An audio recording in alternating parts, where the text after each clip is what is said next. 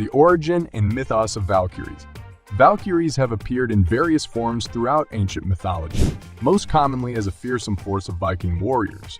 They are an all-female fighting force that has garnered prominence for their intense commitment to one another as well as to Odin, the monarch of the Norse gods. They have appeared in Marvel films and comic books, as well as operas by the renowned composer Richard Wagner. Hello everyone, and welcome to a brand new video on the channel.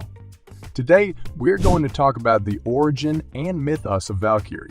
Before we get started with the video, don't forget to smash the like button, share the video, and subscribe to the channel. Now, let's get started. They are sometimes depicted as mild and obedient, with their main duty being to defend and transport deserving deceased Viking soldiers from the battlefield to the afterlife.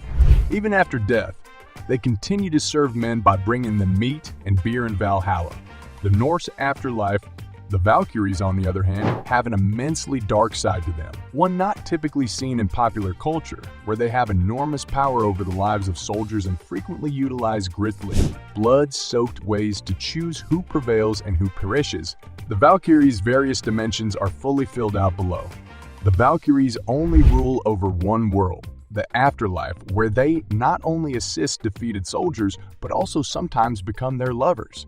Hell, Folkvanger, the realm of Ran, and the burial mound are among the other worlds. Freya, Odin's wife, is in charge of Folkvanger, and she keeps half of the war dead for herself before giving the Valkyries their portion. The realm of Ran is considered to be the final destination for individuals who drown at sea, whereas Hel is the final destination for those who die of old age or sickness. The burial mound is the final resting place for everyone who has died, regardless of the cause. The Valkyries first appeared in Norse mythology at an unknown time, but oral stories were passed down through successive generations before being codified by chroniclers such as the 12th to 13th century writer Snorri Sturluson. The former was based on earlier works of mythology, while the latter was based on Viking poetry lyrics. The transition from oral to written sources began in the 11th century with the advent of Christianity, culminating in the two main sources of Viking mythology, the Prose Edda and the Poetic Edda. It's unclear when the concept of the Valkyrie initially appeared in Viking mythology, but it evolved over time.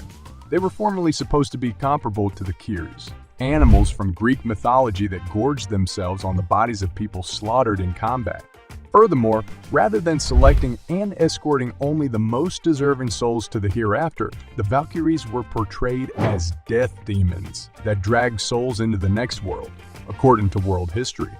They grew over time into sleek, disciplined characters that embodied traditionally masculine attributes such as battle prowess and the ability to wield weapons, while also expressing more traditionally feminine aspects such as beauty and grace. The Valkyrie has been depicted by 19th century artists such as Peter Nikolai Arbeau as part of a terrifying and fearless horde, riding into battle wielding spears, bows, and arrows, and wearing armor and helmets with horns, as seen in Valkyries, the wild hunt of Odin and Valkyries. Valkyrian, as cited in Stylist. Freya, Odin's wife and Valkyrie leader, is depicted as both a peaceful maiden in flowing golden dresses with long red hair, via Mythopedia, and a warrior riding a horse through the clouds, dressed in chainmail while brandishing a spear and a spiked shield and galloping through the clouds on a spiked shield and galloping through the clouds on a black horse.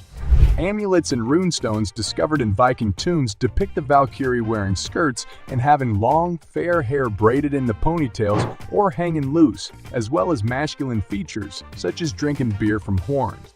Some of these trinkets depict Odin's Valkyries riding 8-legged horses, such as his steed Sleipnir, while others depict women dressed in gowns and aprons, allowing them to battle with sword and shield. The Valkyrie is one of several ancient legends that depict women fighting alongside men in battle. Scholars dispute the claim that Viking women fought equally alongside males in actual life, despite the fact that such women were described in both Greek and Viking literature. According to world history, women in Viking society would have needed to study swordcraft and self-defense to defend their territory while the males were away. Legend has it that the Swede Blenda of Småland slew a horde of Danish invaders after enticing them with alcohol. According to the historian Saxo Grammaticus, shield maidens also fought for the Danish side. However, the evidence for the existence of such women as warriors is disputed, despite the discovery of amulets associated with soldiers in the tombs of a number of Viking women. Furthermore, while Greek mythology included female warrior deities, there are few examples of women battling with men in ancient Greek culture, despite the fact that female warriors were described in written records left by the Romans in British and Celtic traditions. Valhalla is regarded as a late addition to the Viking afterlife concept. Initially, it was only a place for the dead rather than a pleasure palace. However, it later evolved into a place where people chosen by the Valkyries, known as the Einherjar, might expect to spend eternity in a hall where meat, beer, and water are continually flowing via world history. Andrimnir, the god's chef, feeds the exalted ones from an enchanted pig whose meat regenerates on a regular basis, while a fabled goat offers an unlimited flow of meat from its udders. Meanwhile, Eikthrnir, the huge deer heart, drips water from its antlers into a spring, offering a pleasant and endless supply.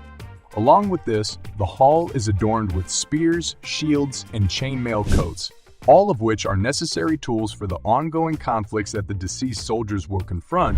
Other gods, according to Life in Norway, can claim dead warriors as their own, including Freya, queen of the Viking gods, and the lady thought to be the leader of the Valkyries.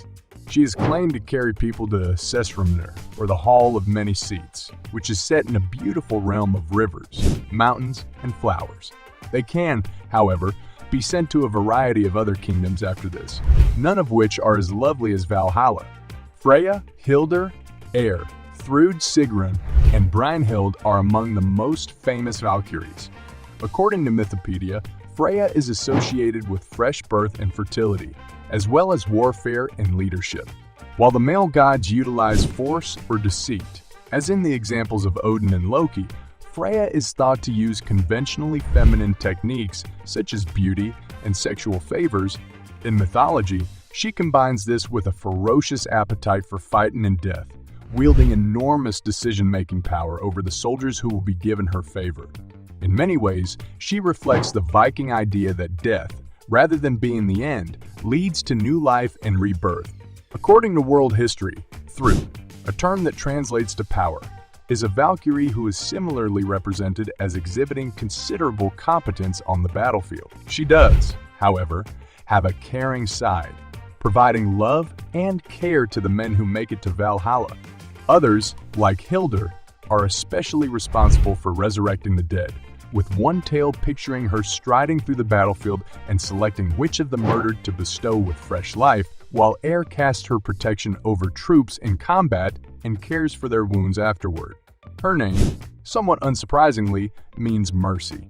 The Valkyries were servants of the Norse deity Odin, carrying people who favored him to Valhalla, where they would finally enjoy an elevated position during Ragnarok. As a result, they owe complete loyalty to Odin and hold an elevated status in Viking mythology. According to Snorri Sturluson's literature, they also serve as maidens to the fallen, supplying them with drinks when they reach Valhalla. Historians argue that in the larger world of human affairs, the Valkyries were an important part of propaganda efforts, convincing men to go fight on foreign campaigns and promising eternal reward for those who fought the most valiantly while distracting men from the combined boredom and horror of warfare. Within Viking myth and legend, however, this subservient function is merely a minor aspect of the Valkyries' larger purpose, in which human lives are subordinate to their whims. The Valkyries not only serve Odin, but also Freya, who some historians consider to be the Viking goddess of war, one who has agency over who lives and who dies, including choosing which side will triumph on the battlefield and who will be taken to be with her in Folkvangr, her realm within that afterlife. According to mythology source, some researchers believe that these beliefs stem from the existence of two distinct traditions within Viking combat, one that promised devotion to Odin and the other to Freya. That's a wrap on the video. I hope you liked it. If you did, let me know by giving it a thumbs up and do not forget to subscribe. Thanks for watching. See you next time.